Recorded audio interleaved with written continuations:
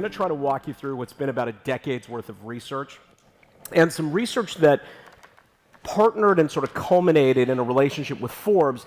And you can see some of this on Forbes today at Forbes.com, but really what I want to talk to you about is a bit of a preview of the research from the book that'll be coming out. And what I would argue happened in 2009 is we began a very new historical period, a period that we call the Great Rewrite. You can call it whatever you want, but the argument is, functionally speaking, that we are resetting this planet from the ground up. You are pressing the reset button on the operating system of Earth. This is no longer a story about innovation. It is a story that is very, very specific about human adaptation and one of the largest institutional shifts we have seen in the history of our species.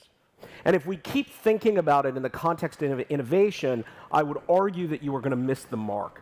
The reality is, if you look at the pace of change that we've been moving purely from a technological and human evolutionary perspective, you don't have a lot of visibility out of about 730 days. Anything past 730 days is a pretty good exercise in science fiction. The dialogue around innovation has to be risen higher.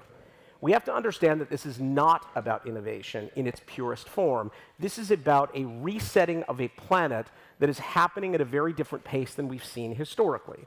If you believe, as I do, that the physical human has changed over the last 100 years, I can tell you since the rise of HTML, human behavior has completely changed. You are virtually unrecognizable compared to the people who walked here 30 years ago in your behavior. How do you stay relevant in an environment and forward in an environment where the world is functionally being rewritten around you?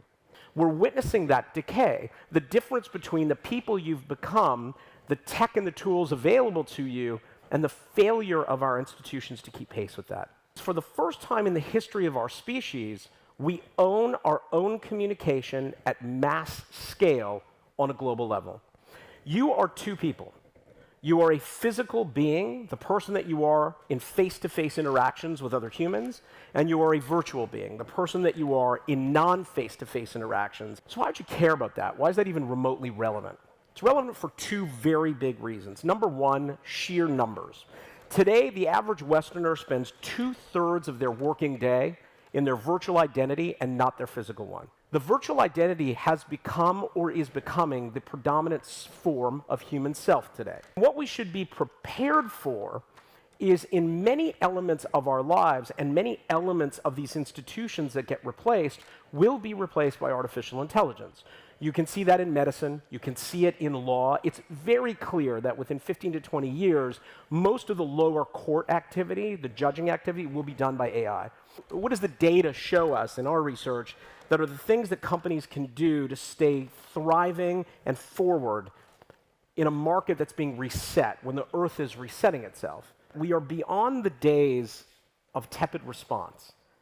It is very, very clear that this is not a toe in the water business anymore. This is a 2 feet fully in, bold responses required. It's very difficult for traditional businesses that have core competencies to sit and say, okay, how are we going to respond to the world going left or right, or we don't even know which way it's going, and we've got real things to do every day: shareholders, employees, lawsuits, quotas. We got stuff to do. Very difficult to think about how to respond to what we don't even know. The companies that are winning are the ones that take a very portfolio approach, and that portfolio approach looks at how they can create a master-servant environment, where the master is the core company, the servant is an entity which should live independently, and you tend to want to be doing this, so that the servant starts to equal the master and overtakes it over time, or creates enough independence from the master that there is some security in a rewritten world. You should be, as a business, benchmarking 10% of everything you hold valuable.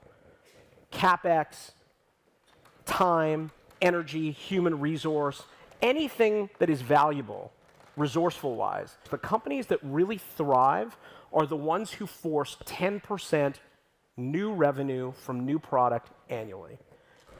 One of the things that makes the biggest difference in a rewritten world is ensuring diversity. We talk about diversity all the time in the context of age, gender, race. We're missing one very important piece of diversity, which is organizational experience. If you have two people that are equally qualified for a position and one has at least 2 years in startups and one does not, pick the person with startup experience. You should be moving for startup affirmative action.